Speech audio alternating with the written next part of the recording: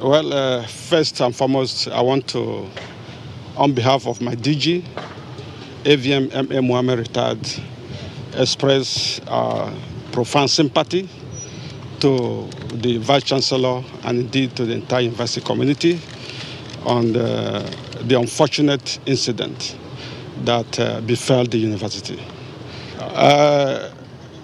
We will do our bit. You know, it's a government process. It goes in stages. This is stage one. From the zonal office, we have come to do our assessment.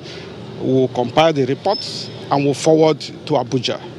Then Abuja will do theirs, and we should just be hopeful that something can be done. I am actually very happy that NEMA has responded to our plea.